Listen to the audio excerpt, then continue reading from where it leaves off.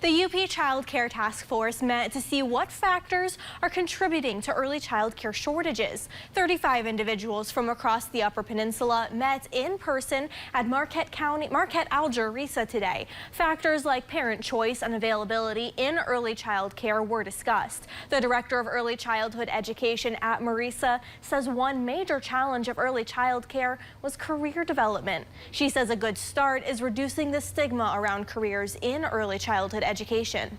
This is not babysitting. You know, we are shaping minds. We are doing the hardest work, and we really need to make sure that we have a workforce to support that so that we can support the bigger family workforce of people returning to their jobs after having children. This was the first in-person meeting in 2 years.